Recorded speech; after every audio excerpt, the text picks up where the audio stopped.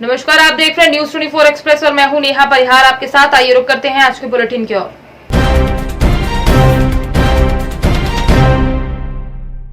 मेड़ बधान एवं नवीन खेत तालाब तथा कपिलधारा के फर्जी तरीके से रोजगार सहायक ने रुपए निकाले। नवीन तालाब के 9,70,000 तथा कपिलधारा के 6 कुएं की राशि 4,80,000 रुपए रोजगार सहायक ललतेश दुबे ने डकारे। छतरपुर के सटाई अंतर्गत ग्राम पंचायत नंदगाय बट्टन के बहारगंज का है। फरियादी हरिचरण सिंह यादव निवासी बहारगंज ने बताया कि अपने खेत पर खसरा क्रमांक 294 में 16 सितंबर 2020 में मिट्टी बांधन किया था, जो कि सहायक सचिव ललितेश दुबे के द्वारा 22,292 रुपए निकाल लिए गए, किंतु हमको आज तक नहीं मिली। नंदगाय बटन में नवीन खेत तालाब सूड़ाहार में 2 अगस्त 2020 स्वीकृत हुआ था। नाम है आपका? है भाई। कहाँ की रहने वाली हो? बहारगंज। अच्छा, तो जो आपके यहाँ मनरेगा के काम हुए हैं, हाँ। उसके संबंध में बताओ, आपने काम किया क्या मजदूरी का? मजदूरी कही हमने। अच्छा, तो पैसा वगैरह मिला है आपको? पैसा नहीं मिलेगा। पैसा नहीं मिला आपको? हाँ, 2-3 हफ्ता की रहेगा। काहे का काम किया था आपने, तालाब का या उसका? तलैया का। क्या नाम भैया आपका? इंद्रपाल यादव। कहाँ के रहने वाले? बहारगंज की। तुम्हारी क्या समस्या है? मेरी ये समस्या है कि मैंने 2-3 महीना पहले तलैया का काम किया था, तो उसका काम भी बंद हो गया है, लेकिन अभी तक कोई रुपया भी नहीं मिले है मजदूरी की। अच्छा, आप मजदूरी करते रहे उस संबंध में, तो आपको पैसा नहीं मिला? नहीं मिला है। हाँ भैया, क्या नाम है आपका? सर, मेरा नाम हरिचरण सिंह यादव है। कहाँ के रहने वाले? हम निवासी ग्राम बहारगंज के निवासी हैं। अच्छा, ये जो तालाब वाला ये मैटर है, इसके संबंध में क्या जानकारी है आपको? हमारे यहाँ खेत तालाब स्वीकृत हुआ था, कलेक्टर साहब के माध्यम से स्वीकृत हुआ, उन्होंने सैंक्शन भी किया था, जिसका 14,84,000 में सैंक्शन हुआ था, जिसकी राशि सहायक सचिव के द्वारा 9,70,000 रुपये निकाल लिया। आज दिनांक तक न काम हुआ है और न मशीनों से काम हुआ है। बोले नाली खुदी है और 27 सी डाली, बोले मिट्टी डाली गई। अच्छा, ये कपिलधारा का क्या मैटर है? कपिलधारा सर, जो कुआ सैंक्शन हुआ है, कुआ कम से कम 15-20 साल पुराने हैं, मतलब 2005 और 2008 में खुले हैं, लेकिन पंचायत के सहायक सचिव ललतेश के द्वारा सभी कुएं पंचायत में जोड़कर सबों की राशि निकाल ली, किसी की 80,000, किसी की 90,000, किसी की 1 लाख। आज दिनांक तक हम इसके बारे में SDM साहब को, जिला सीओ को, जनपद सीओ के उपाध्याय जी को ज्ञापन दे चुके, आवेदन दे चुके, लेकिन आज दिनांक तक कोई कार्रवाई नहीं हुई। अच्छा, और लोगों की मजदूर के जो लोगों ने काम किया उनकी राशि नहीं मिली। हमारे यहाँ 5-7-10 लोग रहेगा जिनके पैसा नहीं डाले। कुछ लोगों ने दे दिए, नगद दे दिए, लेकिन खाते में किसी के नहीं डाला है। क्या चाहते हैं वो? हम लोग ये चाहते हैं इसकी जांच कराकर सही तरीके से वास्तव की जाए, क्योंकि यहाँ 13-14 लाख का घोटाला हुआ है हमारे नंदगांव में ग्राम पंचायत में। मृतक सुरेश अहिरवार को न्याय दिलाने के लिए भीम आर्मी आगे आई, जिसमें अध्यक्ष राहुल चौधरी, एडवोकेट उदय कुमार साहू, मनीष चौधरी, विनोद अंबेडकर एवं साथी ने न्याय हेतु सिटी पुलिस अधीक्षक रोहित कसवानी से गुहार लगाई। उसे एक मामूली सब पल्लेदार समझकर न केवल अपमानित किया गया, बल्कि पुलिस वालों के साथ मिलकर व्यापारी ने उसके साथ मारपीट की और उसे इतना प्रताड़ित किया कि तंग आकर उसने आत्महत्या कर ली। गया तो मंडी है, मजदूरी कर बेकला ने मजदूरी कर लौटा, तो उसका कागज व्यापारी रहा, वो मुनीम रहा, तो मुनीम ने तेरा तो सुरेश से तेरा तो बेगाए कई कच्ची को तेरा बेगाए, तो कहले हमारी जब बेच लो मूंग बेच लान दो और हमें पैसे दे दो, तो बेगाए तो बेची उन्हें मूंग लान के उनके पैसा था, इतने में उन्होंने चोरी को इल्जाम लगा दो। पुलिस के बुला ला, उसके लड़का ने हमारे पति को बहुत मारा, अंदर सदर में बेड़ के बहुत मारा। पुलिस ने भी मारा? हाँ, पुलिस ने 2 पुलिस रही, उसके लड़का ने भी मारा और फिर उसके बाद में पुलिस बुलाई तो पुलिस ने भी मारा, बहुत डंडा मारे। व्यापारी का नाम? व्यापारी का नाम गाड़ा घाट को, उसके लड़का को किसू नाम, सरपंच आपने आन के आप पता कर ले, हमारे को कुछ नहीं बताया। जब शाम भी आ तो हमने की खाना आना के लिए नहीं, जब हमारे के माल में, जब हम पति हमारे टंगा फांसी लगा के आप पत्ते, जब हमारे के माल तभी तो हमारे थाने गया, हमने के साहब हमारे के तो कोई मालूम नहीं है, हमारे घर में जैसे हो गया। तो जब पल्लेदार भी काम करते थे जन साथ में, जब भी शाम के आए, कोई 8 बजे आओ, कोई 7 बजे आओ, तो उन्हें बताया। जब सर हमारे के मालूम चला, क्या चाहते? हम तो न्याय चाहते। लाड़ी पाटना से पैसे खा रहे हैं।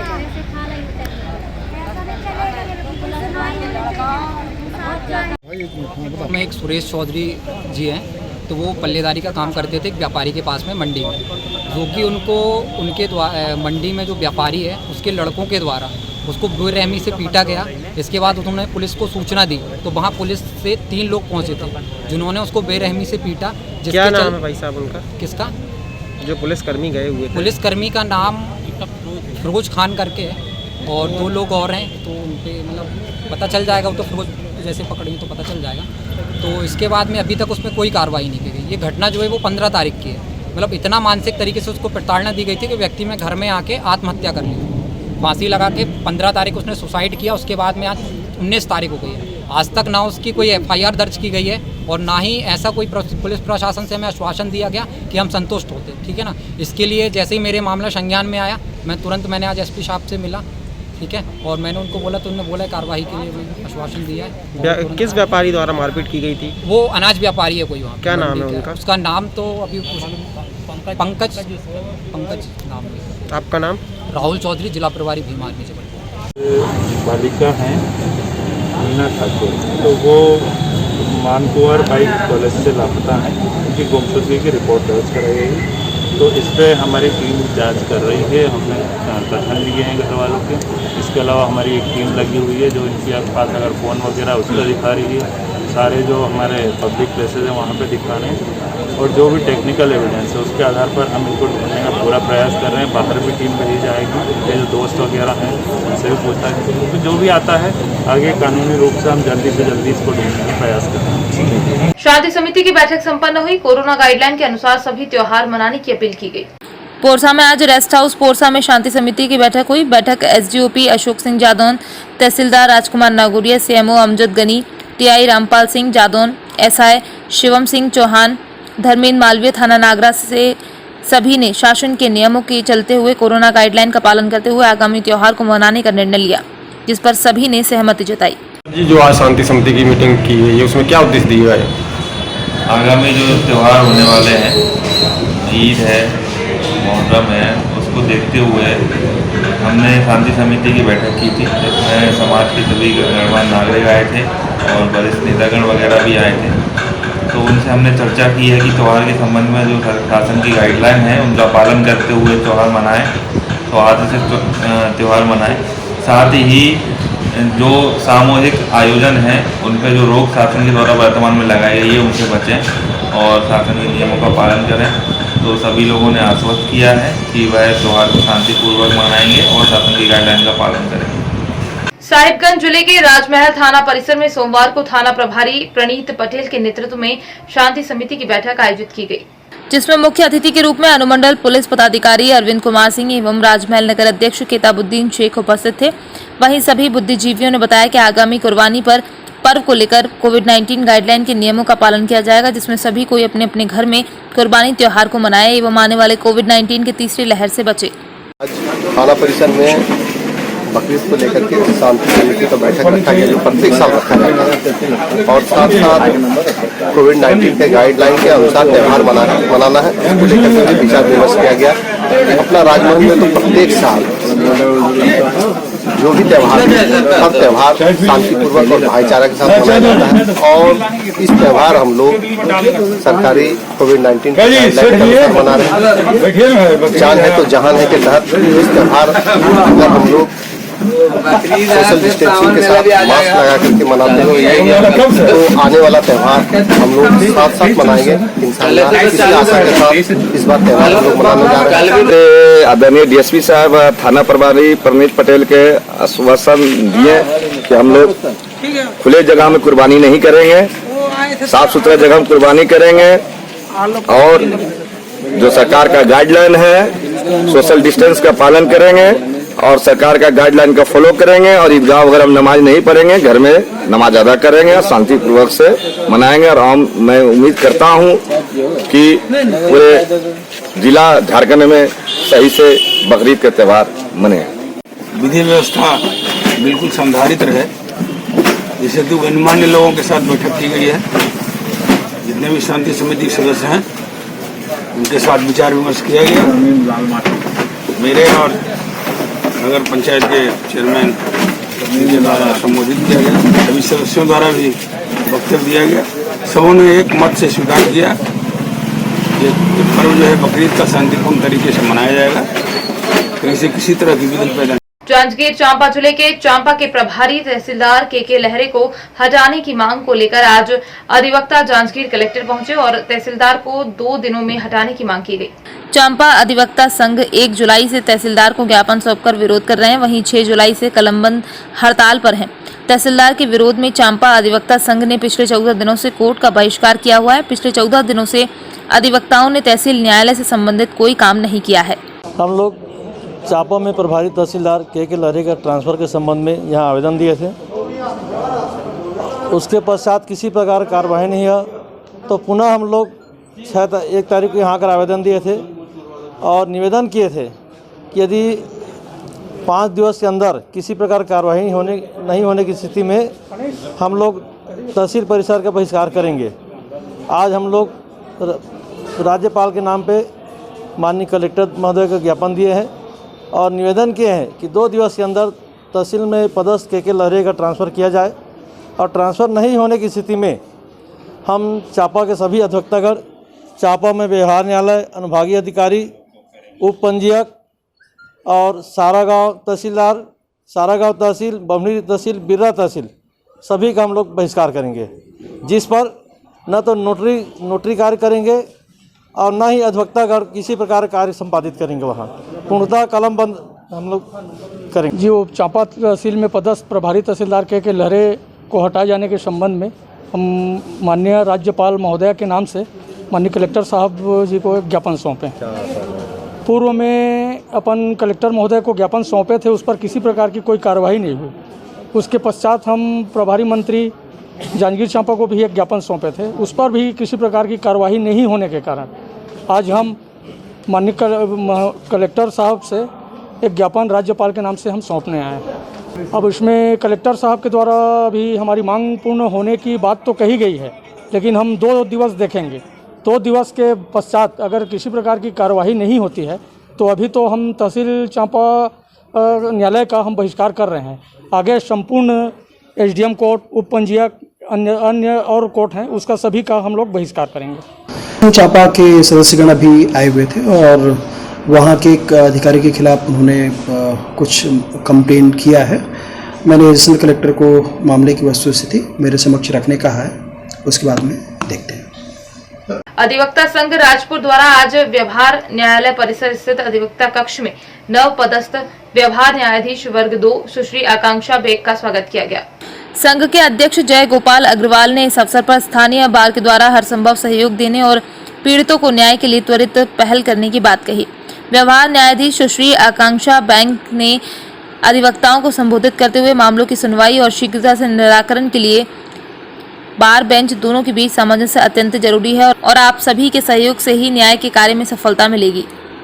अच्छी हुई है वहाँ पे, क्योंकि वहाँ के डीजे सर जो है वो काफी अच्छा ट्रेनिंग किए हैं। हम लोग को पर्सनली भी बहुत कुछ बताते रहे हैं, क्योंकि हम लोग मेरे साथ भी जो आए थे वो कमी अनुभव वाले थे। जी जी। तो सबको बैठा के मतलब वो बहुत अच्छे से ट्रेनिंग देते थे और फाइल पढ़ना और सब कुछ जो डिटेल और बारीकियां जो होती थी सब वही डीजे सर ही सिखाए हैं। माननीय डीजे सर हैं हमारे रामाशंकर प्रसाद सर, हमारे डीजे सर हैं। तो फिर मुझे मतलब मैं कभी एक्सपेक्ट नहीं कर रही थी कि घर के इतने पास और यहाँ पर तहसील में मेरा ट्रांसफर हो जाएगा 3 ही साल के बाद। जी जी। तो ये मेरे लिए अलग ही चैलेंजिंग सिचुएशन है और तहसील कोर्ट तो मेरे लिए बहुत ही नया है। पहली बार ही मैं आई थी 15 तारीख को यहाँ पे, मतलब व्यवहार न्यायालय। और आप लोग से मिलकर तो बहुत ही अच्छा लगा। बाहर से जो भी आप लोग हैं, बहुत सारे वरिष्ठ यहाँ पे अधिवक्तागण हैं, जितनी मेरी उम्र होगी उससे ज़्यादा तो आप लोगों का अनुभव होगा। तो मेरी तो यही अपेक्षा है कि मैं यहाँ से सीखूं और बहुत अच्छे से सिखाएंगे आप लोग। और लर्निंग प्रोसेस तो जिंदगी भर चलता रहेगा, आप लोग के लिए भी मेरे लिए भी, और हमेशा ही नया नया ही रहेगा। हम कुछ ना कुछ नया आता ही रहेगा। और जिस तरह का सहयोग आप लोग दिखा रहे हैं अभी तक, मुझे मालूम है कि हमेशा 3 साल या 4 साल तक जब भी मैं यहाँ रहूँगी आप लोग का सहयोग हमेशा मुझे मिलेगा।